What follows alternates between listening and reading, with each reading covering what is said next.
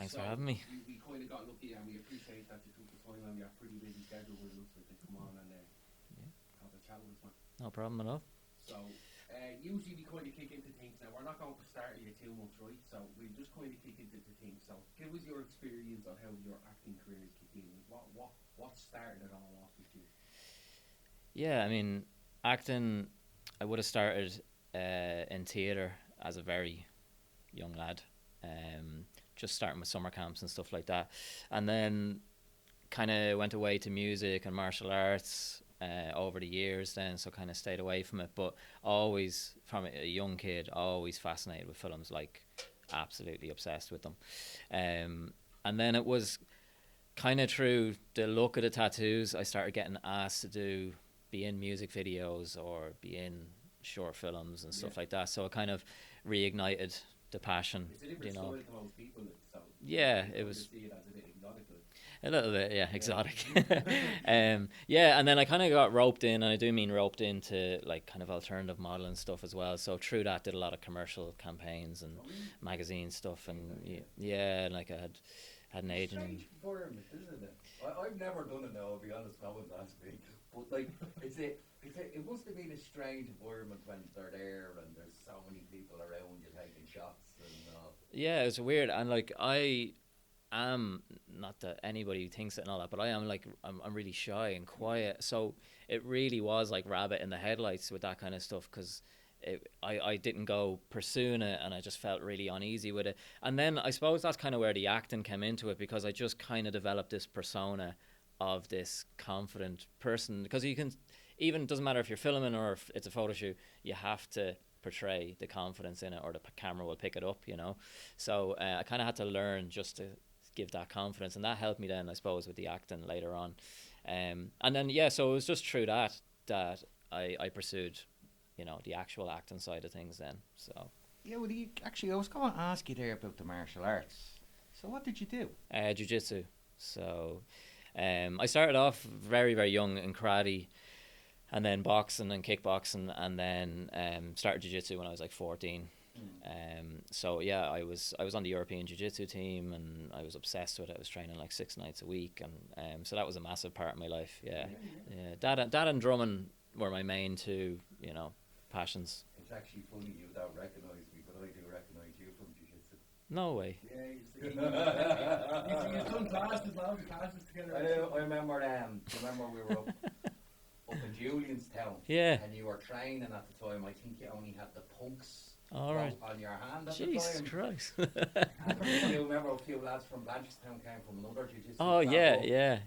And we came up, and sure, at that time you were a black belt. Yeah. And I mean, when this master used to jiu-jitsu, he was the full system of jiu-jitsu. Yeah. Are you still training? No, because I have quite an obsessive personality. So if I went back, I'd have to go back full. I just don't have the time, you know.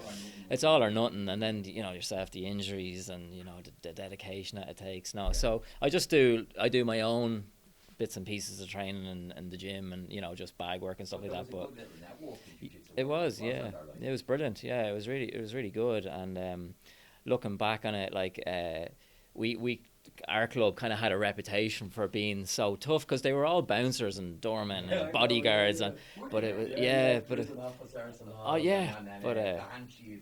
trained the Rangers at some stage. That's right, yeah, it was full on, because I remember I was showing up to competitions, like when we were on the European Jiu Jitsu Team, and they were like, lads, where's your protective gear? We're like, what are you talking about?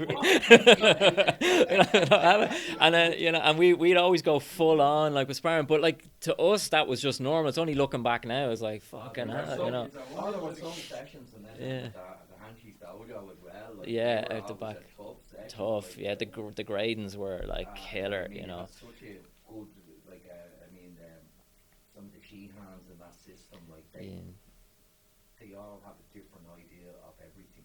So you go to one Sheehan there, not him, and the other Sheehan would have a completely different school of thought. Totally, yeah. But they all were beneficial. Yeah, I mean, yeah, because like Joe Hughes, I don't know if you remember him. Like, he's like an animal. Fuck, like, I remember them watching one of the lads broke fucking stick off him. Yeah. And he just said, keep going. Yeah. He's an absolute animal. I mean, he had to stop doing the door because he literally couldn't kick someone out without like knocking them out or breaking their arms, because he's just like, you know, tough man. Lovely guy though, you know. And Justin's such a gent. Justin, yeah, the gentle giant, and he'd kill you in a second. Barry Reynolds as well. He was another animal, Barry you know. Reynolds, great kickboxer as well, and a whole lot. And then Brett, Brett was a lunatic. Yeah, Jesus, yeah. It was good. It was good. A good little network system. Yeah. You were young enough to have your achievements, were you? Well, yeah, because I started young, and then I was kind of teaching in a few of the clubs, and you know. But like I said, at one point we were training like 5-6 nights, and we built our own. Me and Darren Ferguson, who I started jiu-jitsu, sound, yeah. So we built our own little dojo like for ourselves, training and all that. So you know. No, not quite. yeah. I escaped it. Yeah. Yeah, that's mad. That's mad. Yeah. There was a great even like social scene afterwards, and all. I have to say there was lovely supportive people. Definitely, yeah. That kind of helped you confidence-wise. Yeah, 100%. Yeah, and even. And I have referenced this before, but even just, you know, teaching jiu-jitsu for directing, it made me being able to, you know, communicate with people and showing them stuff. And, you know, it really did help. Like, that was kind of a foundation that was there. So I think everything in life, if you have life experience, if you can bring that to your film in some manner, whether it's your own films or acting, you know, live a life that's full and use all your experiences, you know. That's the key to the game, I suppose. Well, you've done a lot, because I remember at the time you headed off, because then you got the punks tattoo. I think you went down to LA to play drummer for a band. Yeah, fucking hell. This is mad. Jesus. Did the gig for the drummer in the band work out, or? Yeah, well, I mean, I've been playing drums since I was like, if you ask my mother, I've been playing drums since I was 4, and I've always been in bands. But yeah, like I moved to California, moved to San Diego, literally packed my drums on my back, and you came like that area, like I know it's built up now, but it was a very close-knit place. Yeah, it was like a world away, wasn't it? It really was, like, and I had no plans or anything. I just literally packed my bags and spent my first night sleeping on the beach, actually. Like, that's how I just literally didn't have any plans. But like, I definitely came back a different person. At the time, like, it was really stressful and, you know, no money and all that kind of stuff. But I came back like just a whole new person. It was one of the best things I ever did, you know. And then because I did my apprenticeship in Pearson, so that's been my career like for the last, you know, 18 years. So that's where I started training in the Pearson side of it. And then I came back, and I was living in London and Amsterdam and then Dublin, and I've owned like 7 or 8 tattoo shops over the years. So yeah, that's mad. That's fucking, I don't remember you at all.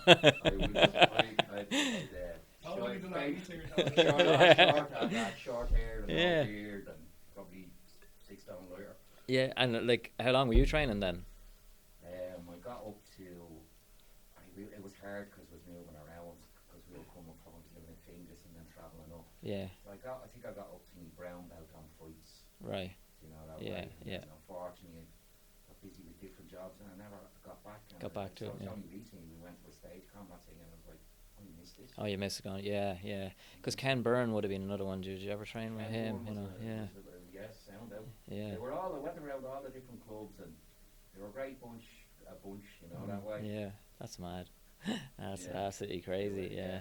And then Darren was head case. Yeah, he's mad. Yeah, but then like my first jiu-jitsu instructor, Dave, he killed himself when I was a young lad. I don't know if you remember him at all, but like that was.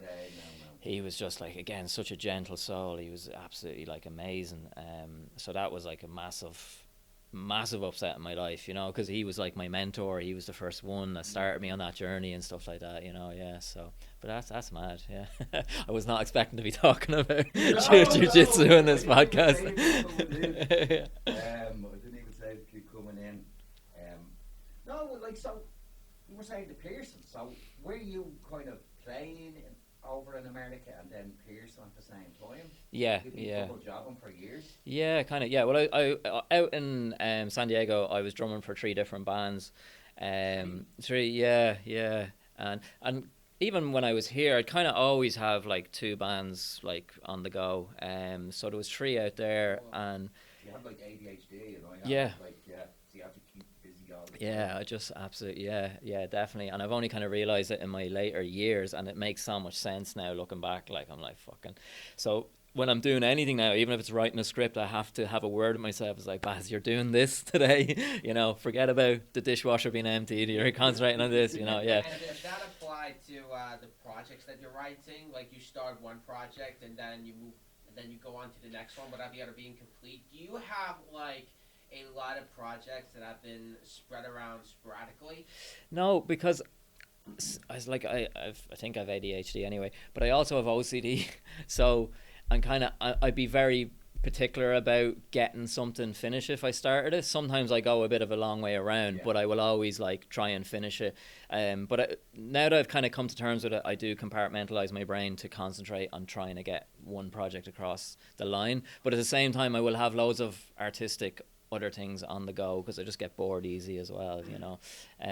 But yeah, so the drumming and the piercing was kind of my main life, and then the martial arts as well. So you kind of came back from America and then opened the shop. Was it you went up to draw that I think first, was it? Or? Well, no, so I came back and I moved to London then because there was an offer of a piercing job there, and then I was in Amsterdam for a while, and then I came back to Dublin, and I was 6 years in Dublin. I was in Metamorphosis there in Temple Bar, yes. And then I started my own piercing business when that closed down. Zulu went just across the Halfpenny Bridge there, so that was my first, you know. Studio in Dublin for years, yeah. So yeah, I would have known all those lads really well. And then I moved back home to Drogheda and opened the shop there, and then I had one in RD and one in Dundalk, and yeah, so just went on from there. And then I closed my last shop, which was in Dundalk. It's going to be 4 years now in May to concentrate full time on the acting. So is the piercing over for you now as a profession? No, I still do like guest spots, like pop up shots, just when I need to make some cash, like you know. And it's I still enjoy doing it, but it's not where my passion lies anymore. It is with the filmmaking and, you know, that side of things and the acting. But it's great that I can just do a day or two and book it out and then move on to my next thing. So I'm not tied down to a shop, you know, yeah. And you own the tattoo shops, you said there, the piercing shops and tattoo shops. Yeah. You obviously loved being around tattoo artists and just the buzz of the shop, was it? Yeah, it was like, it was my passion and I loved it. And I mean, even now my wife's a tattoo artist, you know, but no, I loved the whole, and it was for me it was always the rebellious side of the tattoo shops and stuff like that, and it has changed now. It's become very mainstream. Our culture now is mainstream. No, exactly, yeah. So you're almost cooler if you don't have a tattoo these days, you know. But yeah, just being around it, and it was artistic expression and freedom, and kind of just rebelling against society, but anything to do with art people, that's who I relate to, you know, because they're just open-minded, whereas on a general scale I don't relate too much to humans if they're not artistic, you know. What is the word? A misanthrope. I like people but I hate society. yeah. Like I'm fairly covered myself now. Wouldn't be as much as yourself. I kind of ran out of money on the stage where I was going prison break from top to bottom, like, you know what I mean? And I remember like I was only when I was younger, like to have a sleeve was a rare thing. You know, definitely. Now it's a very common thing, and that's a good thing. Yeah. But like I had a shaved head, and a swimming pool, and the tattoos were all black and white, and I just see people moving their kids away from me.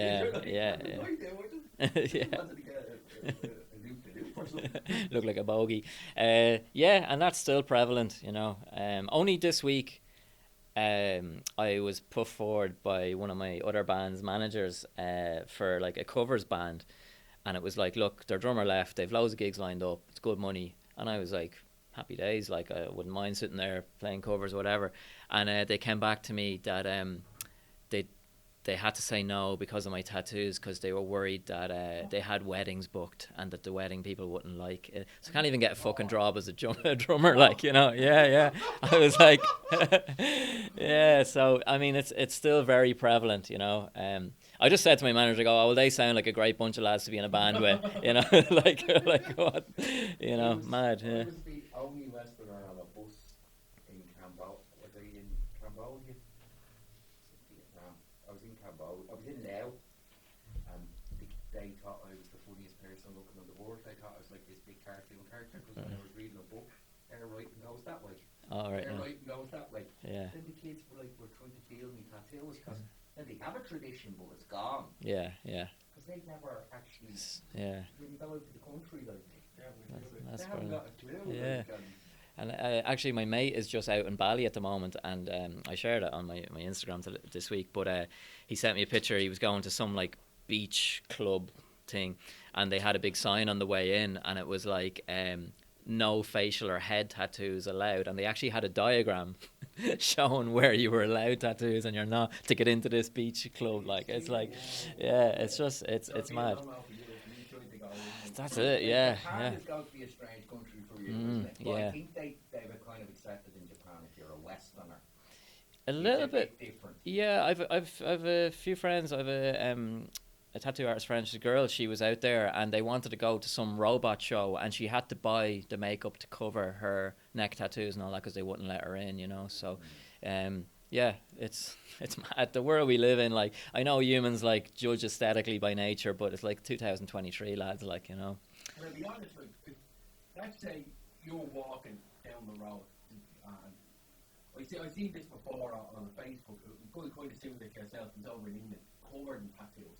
Yeah. Covered in tattoos, and you've done a little social experiment kind of thing, right? You had a €20 note, and you go up to random people and say, look, you wouldn't have to change the €20. Oh, I saw it. Yeah. Most of the people were convinced he was going to rob them. Yeah. But they covered his makeup up then, and he went and done the same thing, and people hadn't had a problem with him. Yeah. Do you have problems with that? Yeah, I do. Like, and you know, I've said this before and all that because I'm a walking contradiction. Because honestly, I hate the attention that it brings, and people are like, "Well, why the fuck would you do it?" You know. Yeah, yeah, exactly. Like, I literally did. I never seek permission. I never told anybody I was going to get. I just got it, and I suppose that's my rebellious nature. But I hate the attention it brings, and obviously it comes with it. But I find myself avoiding social situations because of it, especially when people have drinks on them, because their inhibitions go out the window and they think it's okay to start touching you and you know, judging you, and you know. I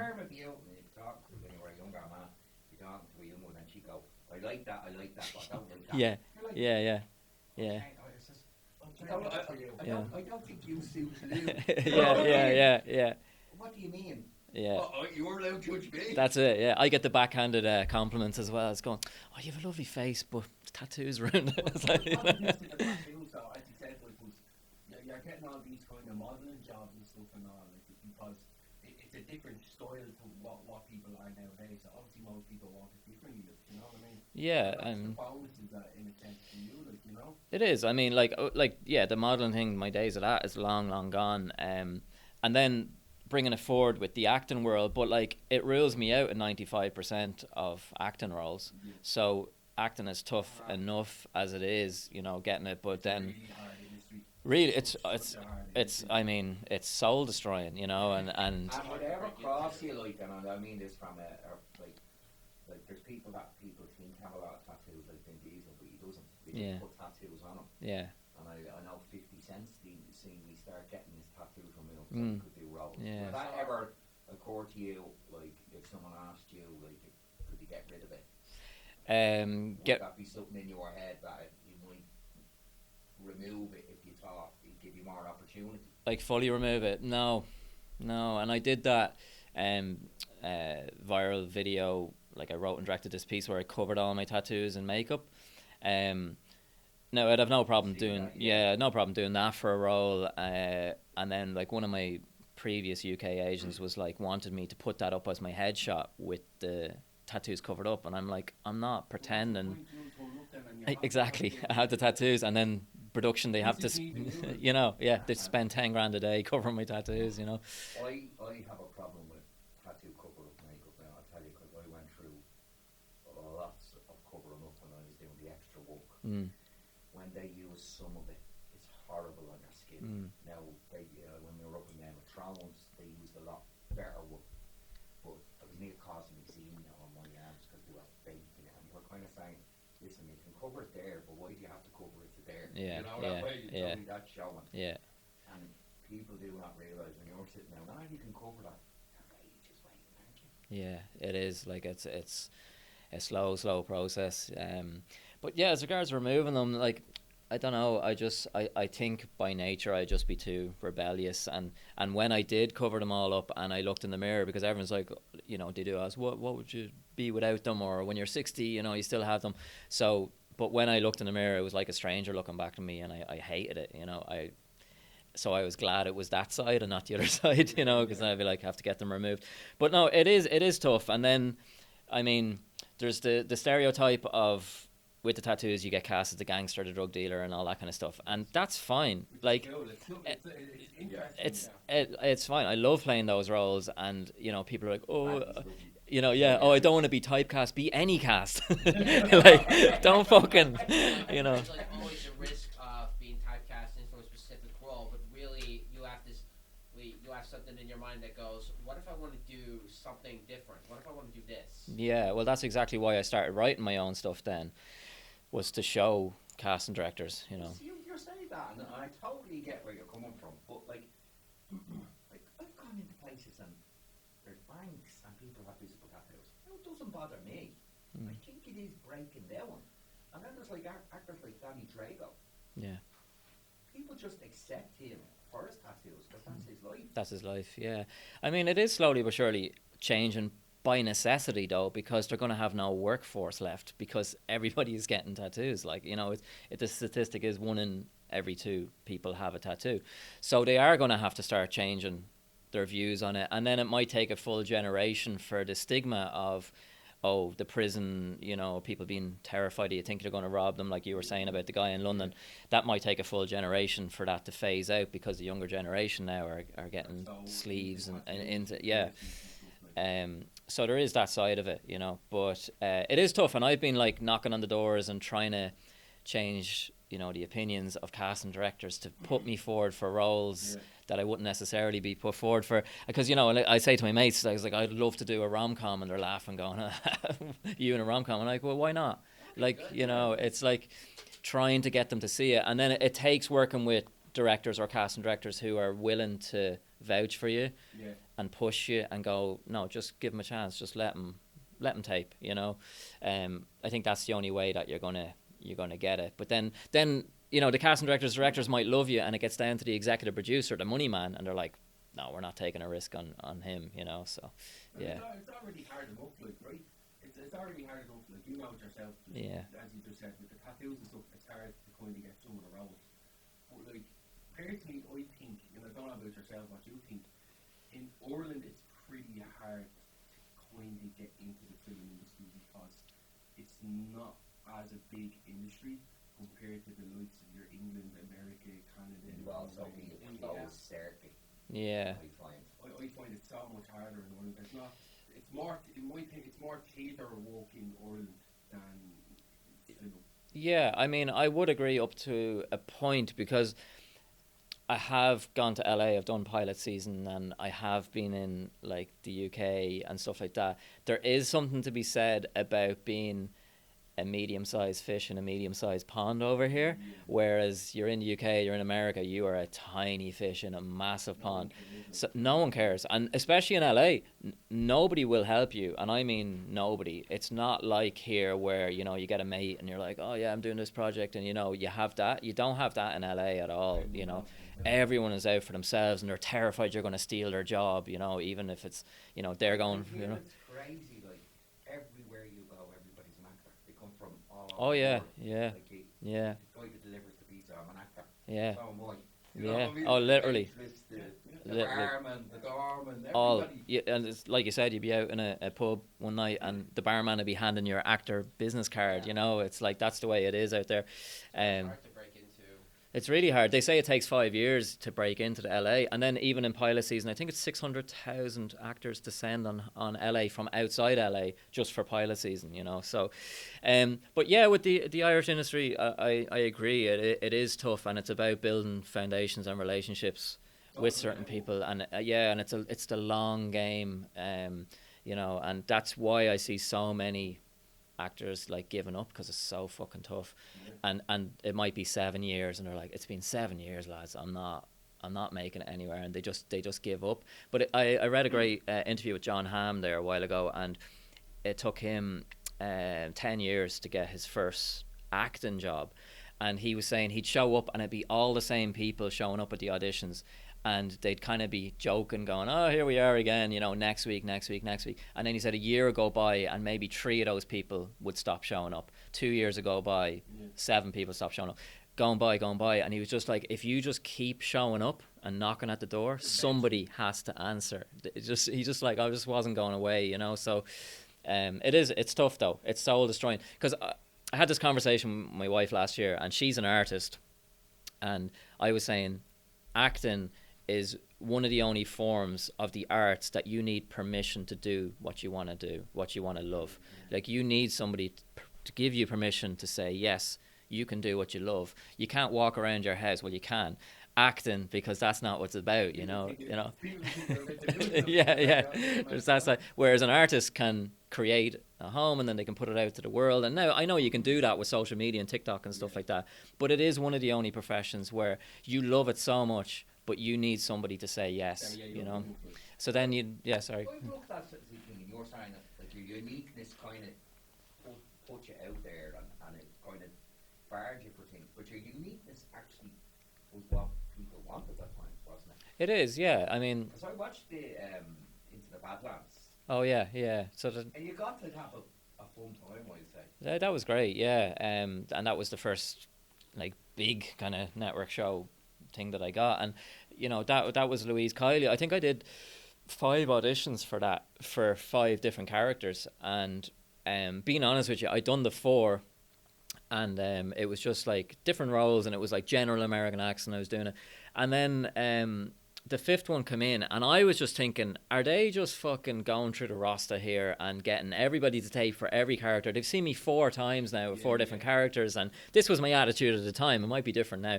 And then the 5th one came through, and again it was general American accent, blah blah blah, but it was for that role of the ringmaster, and I was like, no way does he have a general American accent. This guy is a redneck hillbilly. This is it. And at this stage I was just so I didn't care, because I was like, I've already done 4 tapes. Are they just like waste my time, whatever? So I stuck on like black latex gloves, took my top off, and went full like redneck for it. Not what ended up in the film, but I just went full like madness. And I was just like, fuck it, send it in. Didn't think next day. They loved the accent. They loved the character choice on it. You got the role. And it was just like, you know what I mean? So sometimes if you just throw it away and you're just like, fuck it, I'm just going to go for it. And like you said, try and stand out. Or I wasn't even trying to stand out. I was actually just like, fuck it. this is what I think the character is, you know? Yeah. So sometimes it works out. It was a strong part because it's recognisable. Yeah. Because it's a lot of times like sometimes people say, I got a little part on something, but kind of hard to discern them out of it. Yeah, you know, no, it's very easy to get lost in the noise of it. That's true, yeah. But yeah, I mean, on the look, I do try and capitalise on it when I can, and obviously you're going to stand out like head. I find it very hard for them to get past a headshot, though. I always get, oh yeah, he looks cool, but no, it's too much. And they don't give you a chance, or they just expect you to be a bit crazy, you know? Yes. It's kind of like Stephen Graham said after This Is England, that he first of all, he couldn't get any auditions, and then when he did and he went into the audition room, they started like moving their chairs back because they expected him to be the character from This Is England, you know, and he's like, it's not me at all. So there is that side of it. So if I can get into the room or just have a conversation with them, that's how I normally can, you know, you persuade them, or just to have a conversation. But if it's just a headshot, or even if it's just a self-tape and you're, you know, doing it as the character, I do find that really, really hard for them to get past it, yeah. But you carried on though, and you found things, like I know you got a little part in Kane, I think the Dublin Motors came up for you, that was a little small role, but you kept banging on the door, you didn't stop. No, just kind of persevering, you know, and yeah, no, like I'm back in season 2 again, so that's great. Like, yeah, so that's filmed in America. No, it's filmed here. No, sorry, yeah, not when it's not filmed in America. Screened in America. Yeah, well, I was talking to Peter McKenna after season 1, and I was asking him, you know, is there going to be season 2? And he was saying, look, it has to do well in America. It doesn't really matter about anywhere else. It has to do well. And he was kind of saying, like, I don't think so. You know, I don't think so. It was number 2 show in America last year. It went absolutely, and they literally then greenlit it so quick. and Peter was like, "Oh fuck, I have to go like write this thing." Yeah, so, but it was amazing to be asked back, you know. So killed off, yeah. So that like that, you know, yeah. That's It shows like that though, because if you look at the old cast from Low Pay, okay, you have your man John Boy, he's in Low Pay now, in Kin as well. Yeah. Some of the cast members of that show went on to have bigger careers. That's exactly what I'm going to say. Yeah, like the fellow that played Midge, he's been in the Avengers movies. Endgame, Infinity War. You've had Darren. I'm not great with their names, but you had your man Darren that was in. He's gone off and done a few bits as well. Yeah. Darren's done very well, but Darren had the Misfits before. He Yeah. had his own character. Yeah, exactly. The thing is, Peter Coogan done it well out of it. What you call it, the bummy thing with Peaky Blinders. Peaky Blinders, yeah. Peaky Blinders gave some of them actors such a chance. Yeah. Because I was like, some really good people out of it got some brilliant roles. And that's what Yeah. I'm saying, you even being in that, like, they're practically, it's practically Low Pay. Kin is practically like Low Pay. Like, so that's a great opportunity. Well, yeah, I mean, I got an American manager out of that one little bit of season game, and literally because it was doing so well in America, he was on IMBD and he was checking it out, and he emailed me. He was just like, "I had to email you. Your look is like amazing, blah blah blah." He's like, "I see you're already represented, but I'd love to have a meeting with you." So I had a meeting with him, and he signed me like straight after the meeting, you know. So that was just something that came from just a small part, you know, and so yeah. But just to be asked back, like that's the first time I've ever been asked back to something, or you know, yeah. And then just even at the rap party, you know, chatting to Peter McKenna, and like it's just like it's like all your lessons rolled into one, just having a conversation with someone like that for like 20 minutes, you know. Yeah, so but yeah, I say it to all the actors and all that, it's so tough and all that, but you just if you love it enough, you can't give up. You just have to just keep pursuing it, you and know. you've kind of, I know you've done other people's vision and given them the best you can, but you're setting up your own vision now, you know, that way. Yeah, as regards like my own You know, work or your whatever. own work. Yeah, and I mean, honestly, that was just to kind of show casting directors and stuff that just because, you know, I have this look or whatever, and like I said, I don't mind being cast in any of those roles, but I'm still a human being. I still have the same emotions as everyone, Same you know. about Billy Bob Thornton. Yeah. Billy Bob Thornton was going to every party, yeah, about the script, yeah. And he was walking and then this and that. And it was Sling Blade. I fucking love that movie. Amazing film. So good. And Sling Blade, he's a man released from a mental institute, and it's a real small town. You wouldn't even recognise as Billy Bob Thornton, like. And he comes across, I wouldn't say simple, but yeah. he was kind of raised in a barn. A bit He was slow, thrown yeah, in the barn, yeah. so he was a bit whatever. Yeah. And it's such a good film. And after that, he never done that role again. No, And- yeah. But it was the role that just put him on the Yeah, mark. yeah. And you know, Basically, kind of like going the way Takeshi Kitano did it. He basically started off as a comedian, but once he started writing and directing his own films, there was another side shown. I think you're kind of like basically doing the same. You're basically kind of like doing the same path. Like you're basically trying to show another side of you that wasn't actually seen, that wasn't actually expected of others. Yeah. I mean, yeah, that is, you know, I just wanted to show another side of it. And then my first like proper short reflection, it's about mental health, you know, and it's a real. No, that was recent. No, reflection we did in 2018, I think. But you know, it's about mental health, and it's a very vulnerable character, and like there's a little girl lost in the woods, and basically I'm about to kill myself in the woods, and she comes along and saves me because she's lost. Yeah. So I go on a journey with her, trying to, you know, find her parents. But it's a very, you know, it's a touching kind of vulnerable role and stuff like that. And then it did work because casting directors was like, we never would have pictured you being this, you know, gentle, soft, you know, soft, yeah. And then loads of people were like, we expected you to kill the little girl. You know? I was like, you know what Nolan, okay, I was looking on, you've done a film called Redemption. Oh yeah. Okay, you probably know what I'm going to get into here. It's a pretty good movie. You played a priest. A priest, yeah. And how did that go on? Because even in the film, you didn't have any, like, you had all the tattoos and all. Yeah. People would have obviously thought of it a bit Definitely. There is priests with tattoos. There is. And when it was first like pitched to me, to explain a way, you know, because I do look at it from the audience point of view, and they're like, "What the fuck is this guy like showing up as a priest?" You know, to explain that away is basically, I kind of suggested that it was a reform center for young offenders, and I was previously in a gang, and I found God. So that's, you know, just to explain why I look like the way I do. That I was in a gang and I found God, and so that was kind of the explanation. It's But an incredible strategy. You're basically like trying to explain a character's backstory without actually having to explain that in the film. yeah, It makes sense once you learn that. yeah, because, you know, again, when you're writing, or you have to look at it from the audience point of view, and that's what I've started doing a lot now with scripts that I get offers of and stuff. You know, not that I'm at the stage that I can pick and choose, but you need to get into the mindset of the audience and being like, well, there needs to be some kind of an explanation for that, because I know if I was sitting there watching it, I'd be like, what the fuck is this guy showing up as a priest?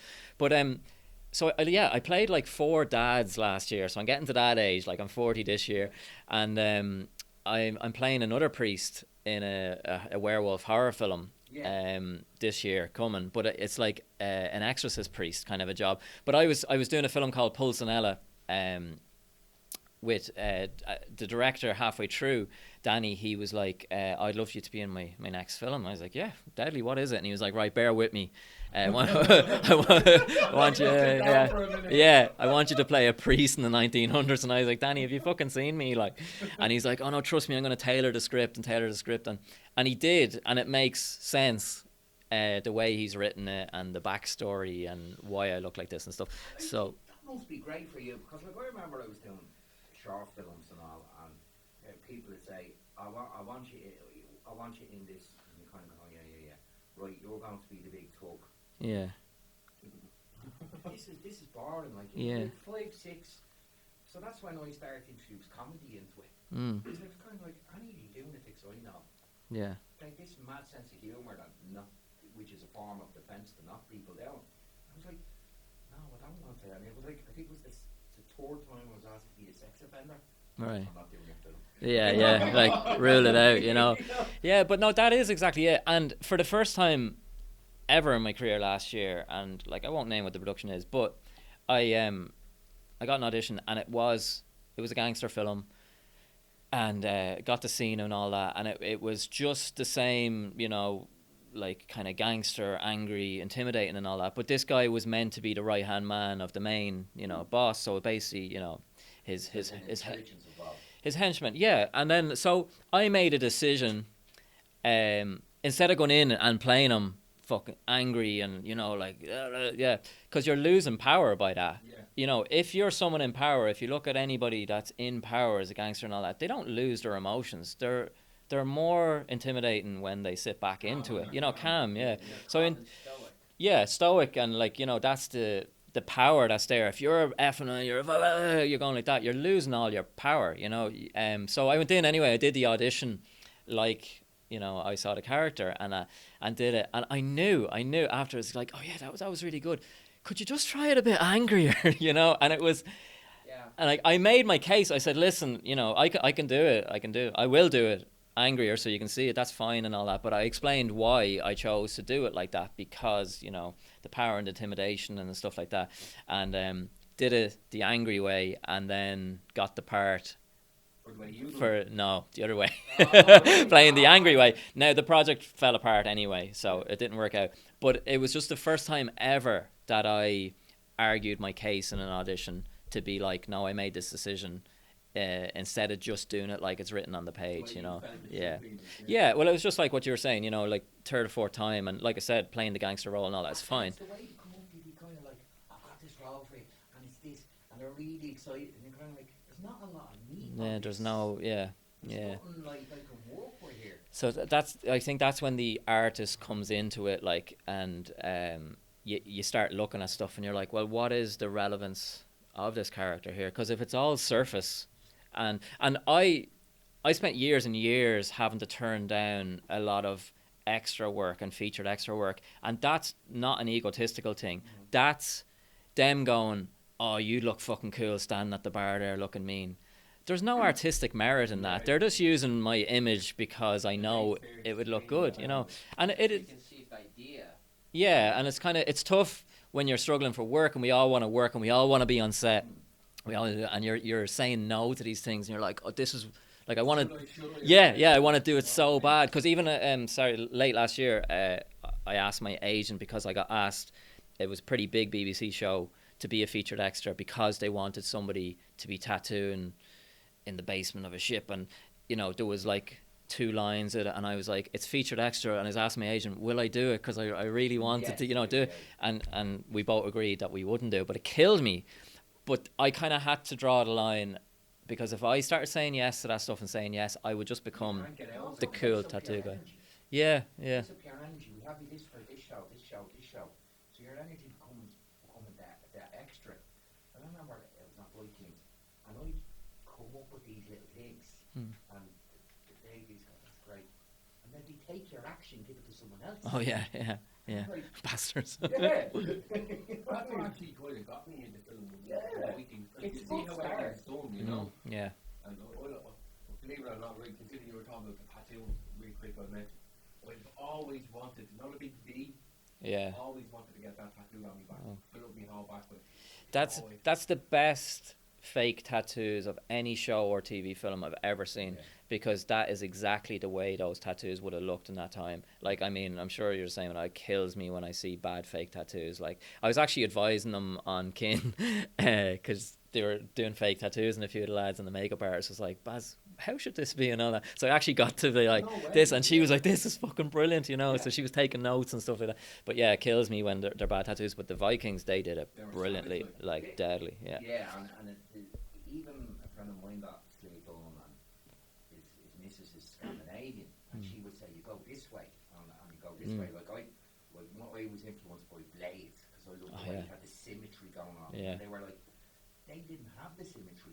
Every tattoo was like a journey. Yeah. You know, that way. Yeah. So, like, if you started out going on raids, it'd be a little here, and it grows and grows and grows. Yeah. There was no like symmetry to it. It was like you said, it was a journey. Certain, but everything would have its own meaning. Like, if you were going to see, you would get a certain tattoo. You know, that way for protection. Yeah, because my old mate Justin Russell, I don't know if you know him, but he's from New Zealand, but he used to tattoo the actual Maori tribe and the gangs and stuff like that. But you know, obviously with those, and they go with the journey and all that. But if he was caught tattooing that Maori on somebody that wasn't from that gang or that tribe, they literally would cut his hands off. He's like, I'm not even exaggerating. Like, they're so protective over it, you know, and that's their culture and their heritage and stuff like that, you know. So, because there has been tourists attacked for having Maori tattoos when they walk into the wrong area, and it's not, you know, they're just like getting it because it's cool, you know. Well, So the big one is like the Sons of Anarchy. You love that. it's a great People show. do not realise that MC culture, when you walk in the square, no one cares. But when you actually meet MC people, they do care. So when you go to a bike rally and you've created your own patch and you've no club, people view that as an insult. Definitely, and And people say, "Oh, why would you?" Yeah. But, like, that's their word. Yeah, I mean, my band Amongst the Wolves, we play the biker rally circuit, and we play all the big ones, like. But I remember one time. Druids and all, you'd be down with the Oh, the Druids, yeah, and we played them all. Even the private like clubhouses and all that. Kind of, you get the location like half an hour before it, you know, and all this kind of stuff. But one time there was a mistake made on the poster when we put MC and not MCC, and it was like about fucking 20 messages. Take that down now, because if the other club saw that you put MC and they weren't an MC, they would have their stuff here, but they can't have anything else. So an MC to be 1%, just have a top, bottom rocker, and then the middle. And the thing is, what scares me now is because the design is so good, you see it in fashion shops now. Oh yeah. And you kind of go, that's a big problem.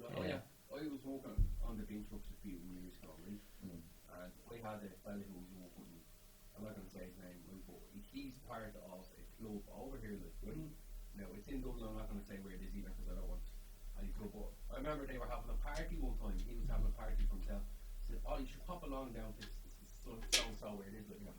And I said, "Oh yeah, my thing, they goes, it's gonna be all you want there, everything. It's gonna be brilliant." Like, I said, "Well, yeah, fair enough. I might go down." And then he rang me that morning. "Oh, Paul, I'm buying the drink for you." Like, yeah, look, I didn't bother going down yet. But he was like, "Oh, you can come and sleep in the club." But I lost the humanity in the sense that I kind of think I was like, do you know what I mean? I was like, I really want to kind of stay there over the night in a random.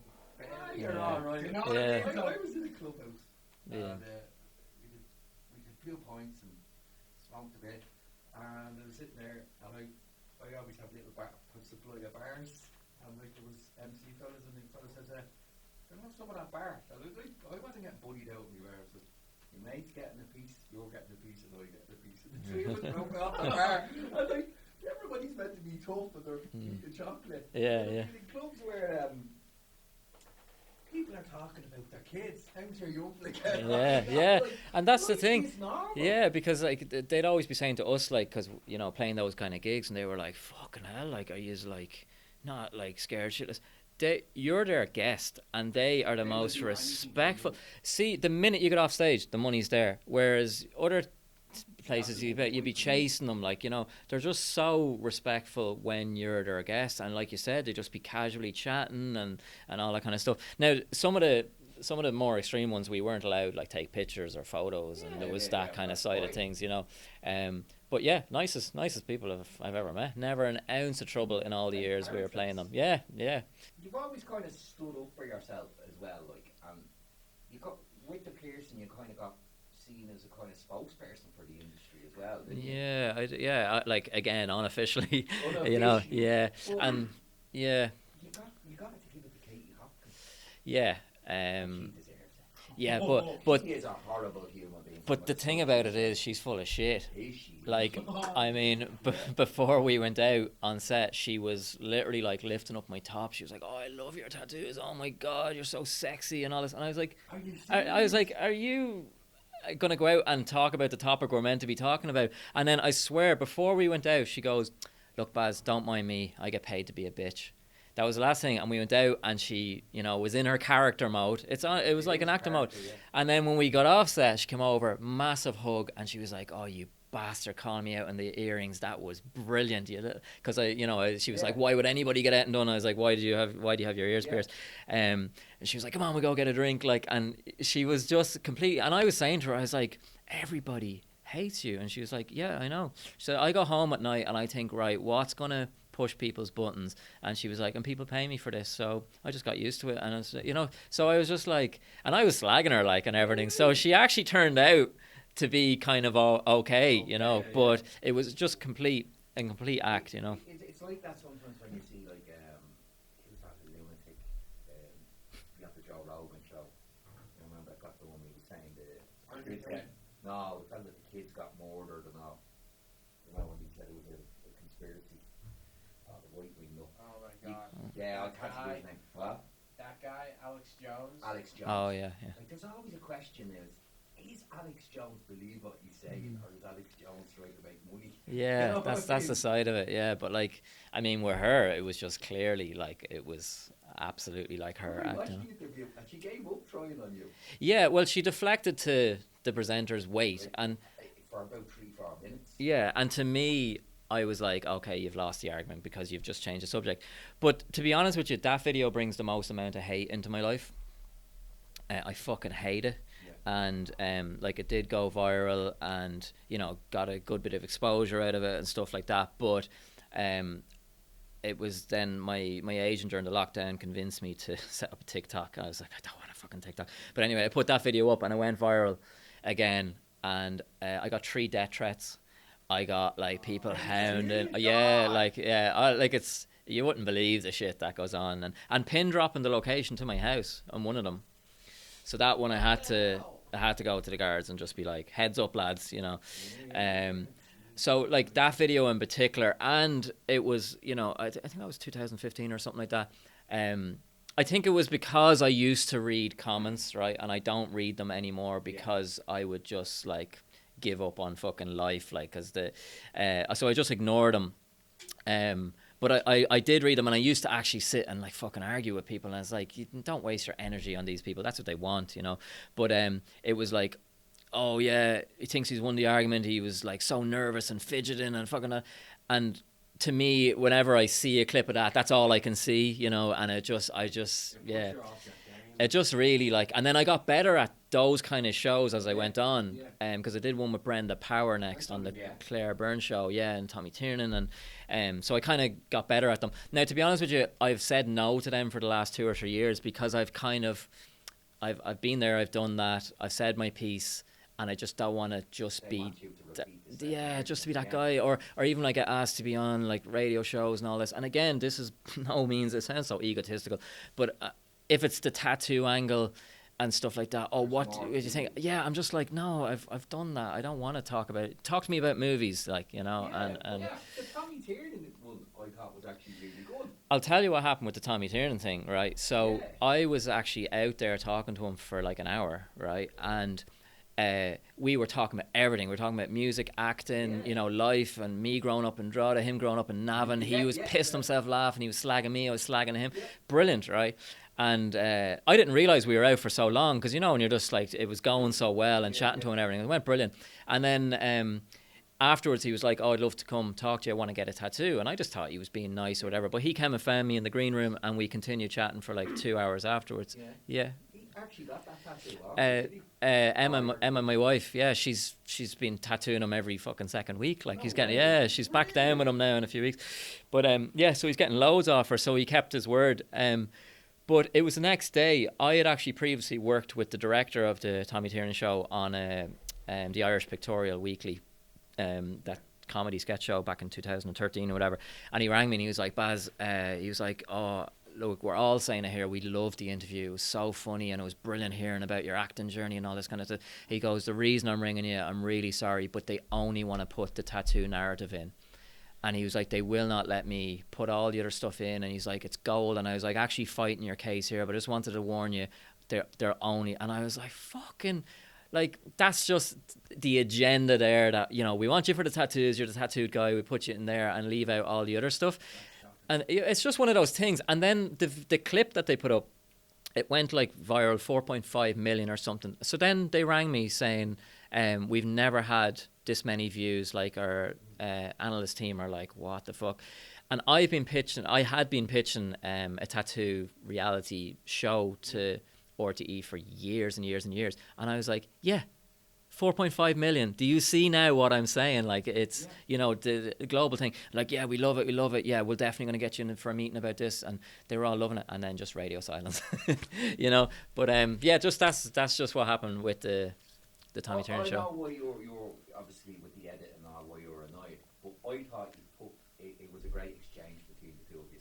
Okay, well, thanks. Even the way he came in, so if you have any regrets, and he came in, I thought that was so funny. But then he just started talking through to him. And he didn't pretend to understand things he didn't. He wanted to learn from you. But you know, that was a great exchange. Like, do you know what? They missed such a beautiful moment, though, because that is what he said when I came out. And the last thing he said, he fucking apologised for that comment. He said, I need to apologise. I said, for what? He goes, I was one of those guys. After talking for an hour, he goes, I just did what you said happens to you on a daily basis, and I'd like to apologise. And we talked about it afterwards and all that, and he was actually like, apologise. And I was like, man, don't worry. But they left it out of the edit, and that would have been a lovely little transition, you know. But anyway. I have to say, it actually makes me re-look at the Tommy Tiernan Show, because sometimes when I watch something and, you know, someone's on for 12 minutes, and sometimes it seems like they go on about a certain thing and they don't talk about anything else. I didn't realise there was a lot editing on that show. A lot, because even the people that were out before me, they were on for loads. And then when I saw it, I was like, oh, they cut right then. Yeah, because mine's only 7 minutes, and apparently I don't, like my wife was saying, I was on there for like over an hour, like just talking shy. But anyway, like, it's just, I've kind of steered away from that now. It's a good contact to have, Tommy Tiernan. Oh, it's brilliant, and he's a great, he's like the old tradition. Yeah, we were very, very close to having him on Dublin Crust, the feature film. Yeah, and it was just then his delayed stand-up show in the UK because of COVID. It then clashed with the dates, so that's how close. But every time Emma goes to tattoo him and that, like, first thing he asks about is Dublin Crust, dying to see it, and he's like, anything I can do to help. So it's great just having somebody like that, you know, in there. As I've always said, network is a big thing. Massive, yeah. It seems like you've kind of gotten your foot around the right people. Kind of, but like, I hate forced networking though. I'm the worst at it. Networking events. Yeah, I'm terrible. Like, I'm fucking awful at it. And a card. Now, from LA, being an actor out in LA, the first thing I did when I got home was get business cards, because out there, if you don't have a business card, they look at you like you're 20 heads. Because everybody lashing. I came home with like 200 fucking business cards, like, but yeah, it is like I'm crap at that, and I hate transparent networking where they're up pretending like they're interested in what you have to say, but they're looking for an angle for themselves. You know, you can't do that. There was one. This is really bad. But there was one actor, and I was just saying. I was just giving advice or whatever, and I was like, if you develop, you know, a good communication with someone, you're after someone, it is good, and I do it on set as well, to leave them with a business card, to give them something tangible that they're like, okay. But they took that, and they were like, I was at a network or a premiere event of a film that I was in, and they were literally just going over and handing people their cards, and people were just kind of looking, and I was like, no, you need to establish a conversation. You can't just like throw cards out without establishing, you know, what you're all about. Yeah. So yeah, it's tough. It's something that the Americans embrace, but in Ireland, I said to my sister, getting a business card, and she goes, "I'm not going to come with them." Are you? Like, yeah. If you push yourself forward anyway in Ireland, people find it cringy. That's true. That's like, yeah. If it feels forced, people go, "Yeah, I'll use your card." Yeah. You know what I mean? Yeah. I No. think just knowing those two things, it kind of makes your social interaction a bit skewed and a bit concerning, because you're often thinking, oh my god, am I going to use a business card or something like that? Yeah, no, it is, and you have to get your timing right with it and stuff like that, you know. But yeah, so building up the contacts, but trying to do it in an organic nature as best you can. But just the force, or just, you know, people that have turned down projects or offers of stuff that we were doing ourselves, and then they see that something's doing okay, and all of a sudden, hey, how's it going? You know, oh, I see this is doing great. You know, and it's like, that's not the way it works, you know, because you can see through that a mile away. You know, you're with somebody from the bottom up, or you can't just cling on then once somebody's kind of making it up there. And you were talking about Dublin Crust. So tell us a little bit about it. If I'm correct now, you directed it? Yeah. You wrote it? Yeah. You starred in it. And you funded it, if I'm right. Yeah. What's that? Did you edit the film? My wife did. Oh, cool. Yeah. See, so tell us about that. That's Tell four us the different background rounds of that movie. Yeah, so I mean, Dublin Crust originally started out as a short, and I put it into the actor as creator thing, and it got rejected. And I threw my toys out of the pram, and I was like, fuck that, I'm not making it. But then my wife was like, you need to do that as a feature. This is your story, because it's about... This is your chance then. Well, it's more that it's about like me being a punk drummer, and it's not set on any particular band, but there is one in particular that I was in for 8 years. So it's my world. I grew up with that, and so my wife was like, you know, that's your world. You need to make it into your feature. So I was like, okay. So I scrapped the short film and just started writing it as a feature, and just started writing it. Never really had like any mad aspirations of what was going to happen with it. And then when I finished it, I entered it into the International Dublin Screenwriters Pitch Festival thing, and it got selected, and I got to pitch to 5 of the big production companies, and then 3 of them came back, and they were like, they loved it, they're really interested, but pretty much all of them said you can't make it for under $1 million. So I was like, cool, you're going to give me $1 million then? And they're like, no, you need to go to Screen Ireland, get funding, and then we'll support you with it. So that's kind of where it came from. And then we were like, okay, we'll start putting applications in, see if we can get funding. And we went from there. And we basically got rejected for pretty much everything that, you know, that we put in for. And, you know, I'd done 5 short films beforehand, so there is a track record there. And, you know, some of them did well. And all that kind of... It is like it's hard to break in, you know, from the outside of it, and you know, in some ways I understand that. I'm sure they get loads of pitches of stuff that maybe never gets made, you know, and they kind of have to discern who is actually there. But when you have a track record and you've done a lot, you kind of like, it's like, come on lads, like just, you know, support us. But anyway, we didn't, and it was either, you know, we give up or we just try and go and do what we have. So we did the last thing in the world I wanted to do, but we did a crowdfunder that didn't do well. You know, like I've like over 100,000 people on social media, and you think because people are like, oh, it's brilliant, oh, deadly, yeah, deadly, and just radio silence, you know. So that didn't do well, and then we just had to like think outside the box, and I was just so persistent with the angles that I went at, and I just didn't take no for an answer. Like, just for example, we got turned down twice for the Arts Council grant for a very low sum. But they said no to us twice, so I went to my local TD and I was like, "Listen, this is what we're doing." He wrote them a letter. Next day, we got the funding. So this is what I mean. Like, it's like, but we got rejected from so many. There was 1 week I sent out 184 emails or something like, and I was just so persistent. We got product placement. We needed a van for a robbery to block a car in anyway, and Ireland Sheds Direct gave us the van that we needed and gave us product placement money, and so it was really just like indie filmmaking. Right, how can we make this happen? How can we make this happen? And then broke the cardinal sin, and I put shitloads of my own money into it as well. But now the full circle of all that, the one when I got to pitch to the 5 production companies, the one main one that was the most interested, loved the concept. He was like a punk back in the day and all that kind of stuff, and he was saying, you know, you need $1 million and whatever. So a distribution company has come on board now that are interested in taking Crust for a cinema release, and they recommended an executive producer to come on board, and the guy that they recommended just happened to be the guy that was the most interested in it. Like, complete coincidence. They didn't know I'd been talking, and I was like, oh, I was actually talking to him before. So the minute they pitched to him, he was like, oh, they actually made it. He was like, yeah. So now he's fully on board. And yeah, and he seems to love the movie. Yeah. So it was a bit of a full circle. But it's just funny, like I was saying, you know, all the people that said no and all the rejection and all that, now that there's some traction, they're all coming back, you know, yeah.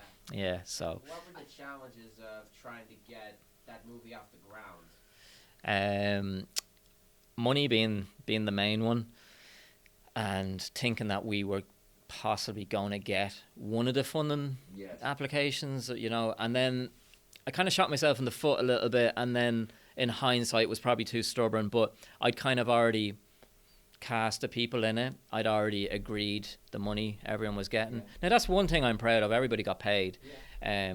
I just he was in it. Yeah, he's in everything. He's fucking like we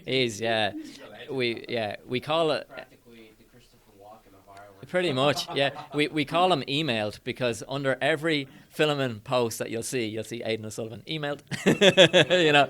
But yeah, he's great. I had to put him in.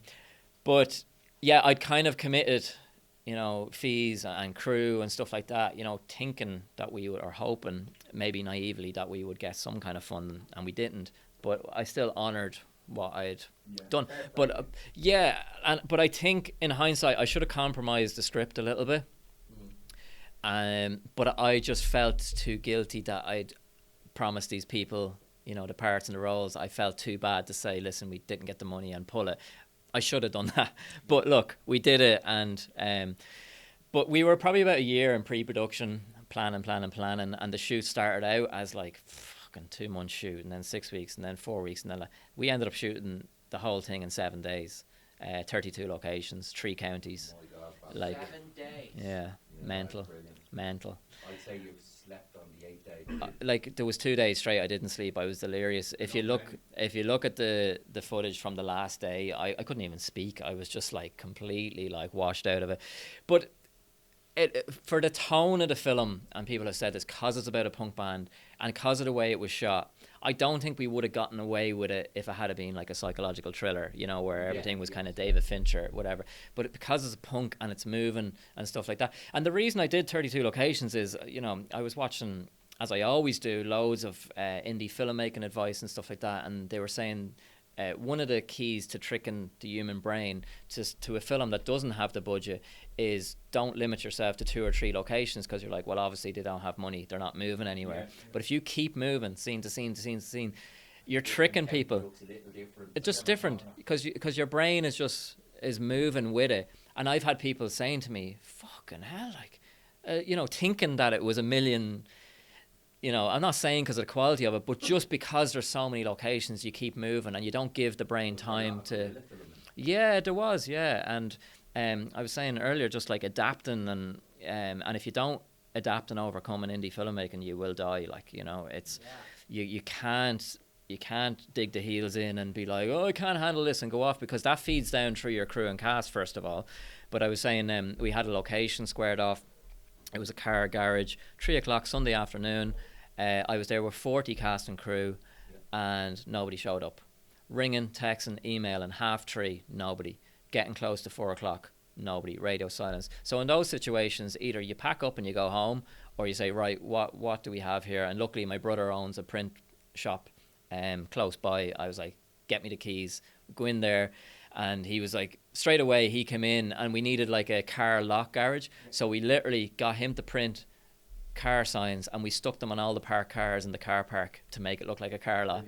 Just randomers cars, So it's these kind of situations where, you just have to adapt, I've seen this in TV shows and movies, is when you increase the budget, people tend to make it bigger and bigger and bigger. And sometimes it's too much. Like I remember watching a scene and it's a British soldier being chased by a IRA man up lanes. There's only 4 or 5 of the lads and one soldier. Yeah. But like you watch some films and there's one guy and 500 people are following him. Yeah. You know what I mean? It's lost its charm a little bit. Yeah. And another compromise is if you do get money, you're not the sole decider anymore. You don't possibly get to make the film that you want to make because you have to answer to the money men. At one stage we had a private investor on board, and he was going to give us 50 grand originally or something like that, but he wanted control on the script, and it's just like, you work in IT, buddy. Why the fuck would you come and tell filmmaker, like. So that's the compromise. I know that's an extreme example, but that is an example of it. But anybody, if you come along with funding, you have to answer to people, and you have to be like, okay, why are you putting this in? So you do lose a little bit of control. But having said that, for the next one, if they want to give me $1 million, I'll be like, to a point. To a point, yeah. And the thing with Dublin Crust, I was watching some of the background interviews with different people and the characters involved. Tell me if I'm wrong. Is there a commitments kind of feel to it? There is. I mean, it's going to be. Because it felt everyone was a bit different from each other. Yeah. Which I thought was great. I wrote a lot of the parts with somebody in mind, and for the most part, they were the ones that ended up in the film. There was a few that didn't. For it to be compared to the commitments, and I tread precariously comparing myself to the commitments because it's such a fucking classic, it's the dysfunction of a band. Exactly, the dysfunction of the band. And then for me, the most important thing about Dublin Crust, and it always was, just because that's my world and it's about a punk band and all that, you don't need to like punk music or music to like the film. It's a character study. It's about reformation of character. That's basically what it is. And the whole plot line is my character Bonehead, the drummer, comes out of prison after 5 years. He's the reason the band fell apart in the first place, and then he goes about reforming the band for this one last show, but his intentions for doing that aren't exactly pure. Now there's loads of stuff that goes on around it, but the emotional arc and the investment, because I like watching films like that, and if there's no payoff and it's it's all just about the music and all that, then you're not going to be emotionally invested into it. And that is one thing that I am proud of, from people reading the script to people watching the film, that the resonation that it has, because you're invested, you care about what happens these guys' lives. I think the fundamental mistake in any film is going into a film and walking out and you don't give a shit if they live, they die, they make it, they don't. It's just like, now I know there's brain dead films, and that's cool, you switch off your brain, it's explosions. I'm not talking about that. I'm just talking about that very, like we were saying earlier, the surface level. They didn't do anything wrong, but they didn't do anything right. Yeah, you're just like, it didn't move me either way. Even if you walk out and you hate a character, that's good. That's an emotion, Well, I remember a friend was saying, he was talking about a character, he'd said he was talking to people, I just hate him. It's horrible. Yeah. Stop. He did his job. Yeah. I said, why? Because you hate him. That was his setup. Definitely. You were meant to hate him Yeah. so the hero conquers. Yeah, that's it. I was talking to a girl recently, and she said the same about that Bad Sisters, the husband in it. She's like, I fucking hate him. I hate him. And I was like, yeah, he did a brilliant job then, because you're meant to hate him, you know, like it's brilliant. So yeah, just to evoke some kind of an emotion into it. Now, and again, this is not from an ego point, but just at the screening of Dublin Crust, there was people like bawling, crying. There was people like cheering, you know, for the characters. There was people coming up afterwards quoting back lines to me, and not, but it's not like, you know, prolific lines and all that. It'd be line, and they were saying to me, and I was like, oh really? You got that from that line, you know? And it'd be just like a little line. It was like, oh well, that's actually something that my granny used to say to me, and it just so when you make that kind of resonation as a filmmaker, you're just like, okay, well hopefully you've done your job. But again, it's just because of the films that I like, and I like layered films as well. So with Dublin Crust, if you were to go back and watch it again, you'd be like, okay, that's why they're doing this and doing that. It's very layered, you know. That's an interesting comment, because there's a lot of films I watch and someone says to me, what did you think about it? And I go, it was fine, it was good, I could see what they were getting at. But is it rewatchable? Yeah. I think a film should be rewatchable, and when you rewatch it, you get something else from it. Yeah. You were talking about This is England, and Stephen Graham. Like, you were convinced he was the most horriblest human. Yeah. But at the end, he's actually a kind man, twisted and torn by life. Yeah. No, definitely. And it was so revealing, like. Yeah. Yeah, and again, like, you know, This Is England is a great example of you investing because you care about what happens to that little boy, you know. I thought I was going to like Stephen Graham, and he was a bit charismatic, but by the end I could understand how he ended up the person he did. Yeah, no, it's an interesting thing, and it's like, this is what I mean about just having to answer to people, and it's maybe something I can talk about like again after it's released and stuff like that. But just with people coming on board now to Dublin Crust, a suggestion has been made to change the ending of the film. And, you know, as an artist and stuff, I was like, oh fuck. And then they made their case as to why, and it gets you thinking, and I can see their perspective of it and all. And I haven't made a decision one way or the other. But it's just one of those things where somebody comes along and be like, I think you should, you know, and to change it, yeah. Did you go ahead with changing the ending? I haven't decided that yet. So. Yeah. Oh, say that again. Yeah, director's cut, and then, you know. Yeah. So people will watch one ending and they'll watch the other ending. The other ending, and yeah. And then we'll go into debates about deciding which is the better ending. yeah. Should he have done it this way? But, you know, it's just an interesting thing that's cropped up, and it's not something that I had previously considered. But I see their point of view from it. But yeah, this is what happens when other people are involved. You obviously done something right, because a lot of times when people make things, you think it's about them. Like, there's a reason Jennifer Lopez films are like this, because it's about her. It's about the audience and what you can muster in them. Yeah. Not see the film muster things into people. Yeah. Whatever that is. Yeah. That way. The Room is basically about Tommy Wiseau, because it's always about him. He doesn't consider, his films do not consider the feelings of other people. It's always about him, and it's basically worth the memes because of that. It's this amount of hubris. Yeah, well, it was, yeah, but because same with me. Even though I'm in it, I wrote it, I directed it. I don't want it to be about me. I want people to be completely separate from that. And sometimes I cringe at the fact that I am in it. But it's what you're saying. And even in the edit room, like Emma was editing it, and I was dropping my stuff and all that. And she was like, are you sure? I was like, there's no ego involved here at all. If it doesn't serve the story, it doesn't matter if I feel like, you know, it's a nice piece and I did some good stuff in it. It's on the cutting room floor. Like, I think that's a problem with writer-directors, that they become too precious about it, and they're not willing to listen to somebody come along and say, okay, we feel like this would be a stronger ending, you know, and you can get very protective and going, oh, my baby, you know, don't touch my baby. But you have to be open as a creative as well. You can't be too precious. Now, I'll fight my battles if I feel like something is worth fighting for. Or there was a few suggestions in the meetings of, you know, because they're a bit worried about the runtime, because it is a little bit past the sweet spot, which is an hour and a half. So it's an hour and 54 minutes. And I know that, but we did an edit with an hour and a half and it lost all its heart.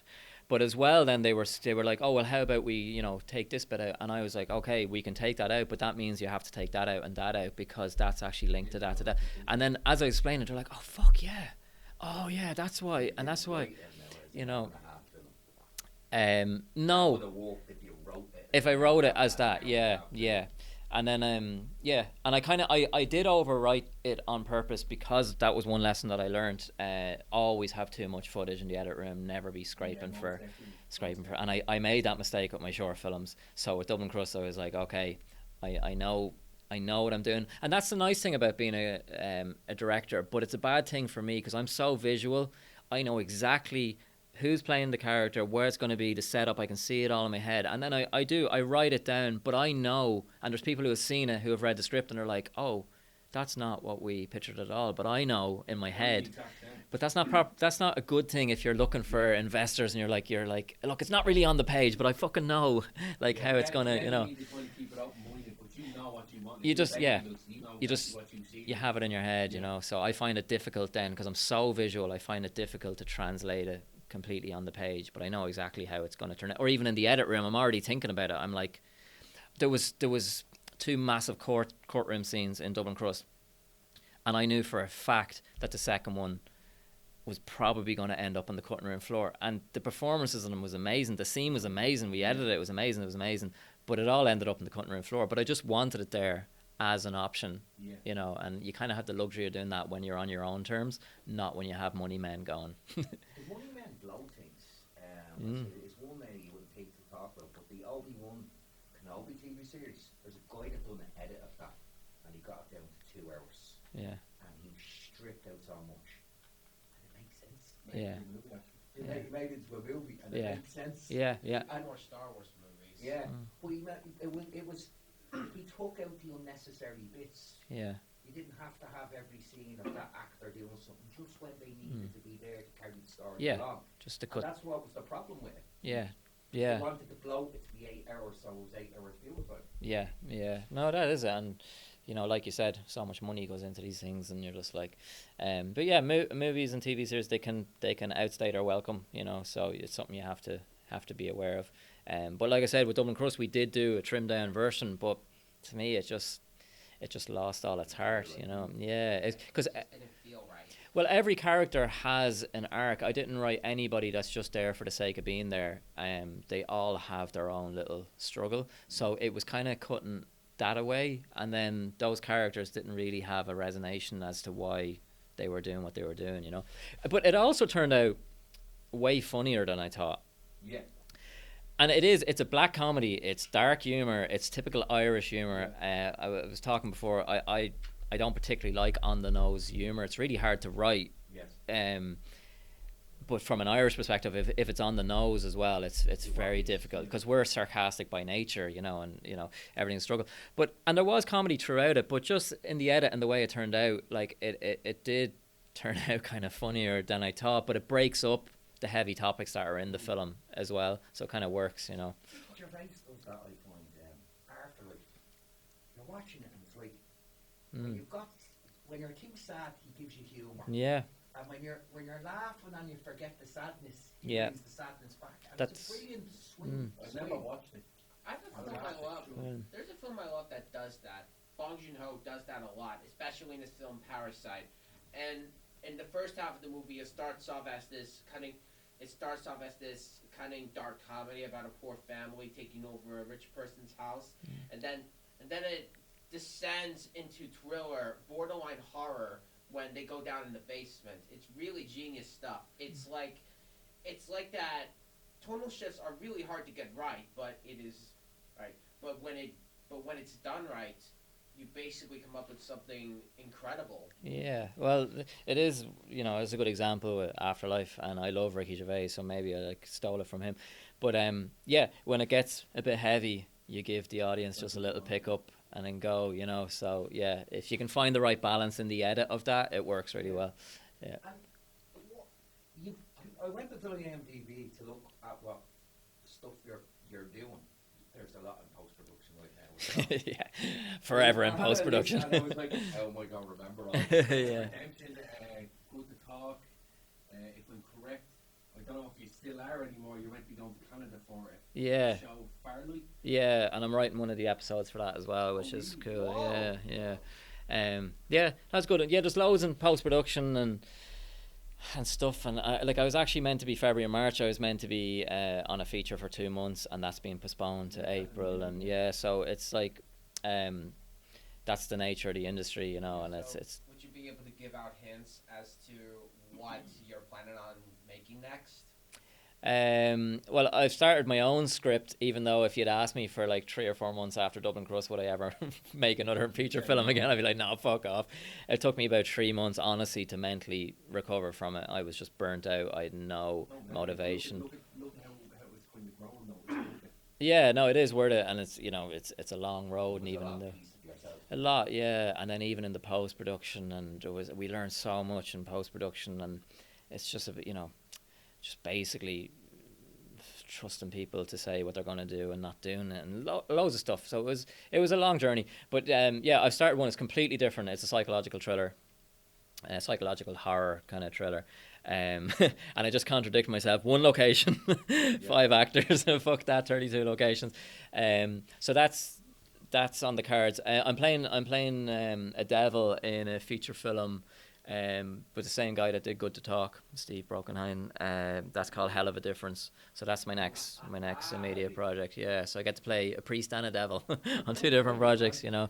But yeah, there's a few things in the pipeline, you know, working, and then obviously with the release of Dublin Crust, hopefully. Before we kind of wrap things up, when is Dublin Crust released?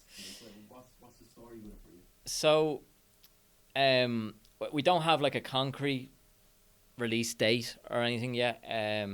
We're gonna try for Galway, the Galway Film Festival, get it into that, and then we hope for a cinema release in about September. Yeah, so that's kind of the rough plan. It is a cinema release, and then, without being too optimistical, Netflix would be the aim after that. They need the content, man. You know, They do need the content, and Irish content sells. People criticise Mrs. Brown's Boys. You might not find it funny, you might not. But there's so many people that reminds them of their childhood. Yeah. They're living in England 40 years, but reminds them of their childhood. That's basically their experience in Ireland. Yeah, well, Netflix are crying out for Irish content because it does so well, and kind of the young offenders and stuff like that open Cardboard Gangsters. Yeah, they opened the floodgates. But yeah, there is a relationship with this company with Netflix already, so that's always, you know, a bonus. So that would kind of hopefully be the aim with it. But yeah, it's hard with these things until it's signed, sealed, delivered. You don't want to be too optimistic about stuff. But yeah, I think Galway would be a nice showcase for the film, and that kind of film would lend itself well to Galway, hopefully, and then we'll just go from there and see what happens. So, Yeah, I'm looking Yeah. forward to I'm seeing really it. looking forward. I've seen a clip from it, so I'm actually really looking forward to seeing it. Ah, cool. A hell of a lot more now. yeah, I appreciate it. Yeah. And we'll see, email me. yeah. In every production, yeah. I think they gave him a novelty prize at the Dublin Underground Awards night. I was there for the most appearances in any Irish production ever. Yeah. Yeah, he's a hard working guy. Fair play to him. Well, look, we appreciate you coming on and having a chat with us. No anyway. problem, pleasure. It's gone to a hell of a lot, so. It went in a whole different direction. Yeah. I told you before we came in, we do our bit of research on you, and I think you're actually going to be doing the most research on Yeah, it. So, but it's great, honestly, because these kind of things like do get a little bit mundane because you're just answering the same things, and you get a bit robotic because you've already answered them and all that. So when it's thrown with a curveball, like I forgot we were recording there. I was just like, you know, chatting away. So that's a good sign, and it's a welcome relief. So So if you want to give like your socials and anything to follow people, we'll put it down there. a business card. Yeah. business card for everybody. Just Baz Black on Instagram or Facebook or Twitter or anything like that. And then the production company is Sherlock Productions. And if there is any aspiring filmmakers or actors or anything like that, honestly, we love people reaching out to us, and we get back to everybody. We keep everyone on the system. We're all meant to be in this together. I hate the closed door mentality of it. We're artists. We're all meant to be creating. There's no fuck that jealousy and he's doing this and he's doing that. So if anybody wants to ever contact us for any advice or just to be on our books or anything like that, just give us a shout at any of them. That's so good. I love that. I love that mentality. It's the way it should be. More of that. It should, yeah. I hate that. Oh, he's getting one up on me and all that. We're artists, you know. This is meant to be. We're not, and I always say as well, we're not fucking. Thunderdome. We're not supposed to be a competition. And we're not saving the world either. We're artists, meant to be fun and creative, you know. It's not meant to be this bitter thing. So everybody, once they deserve a chance, we should all be in it together. Yeah, cool. Well, Baz, thank you so much for agreeing to do this interview, and I think we should wrap this up. Yeah. Nice. So this is another episode from 4 Stories Anyway. We had Baz on. We'll also keep you up to date on the Dublin Crust film, because it sounds like a fantastic film. If Baz says it's okay, we might share the clip on our social medias. Yeah. So you get people a bit excited. So once again, Baz, appreciate you coming on. No problem. Absolute pleasure, guys. Yeah. And guys, don't forget to follow Baz. Don't forget to like his stuff and share, and same with us, like, share, and subscribe. All right. So see you, folks. Cheers. See ya. Bye. Nice one, guys. That was deadly. Yeah, That fucking was incredible. threw me with a massive curveball there. Oh, Yeah, like, 27 minutes.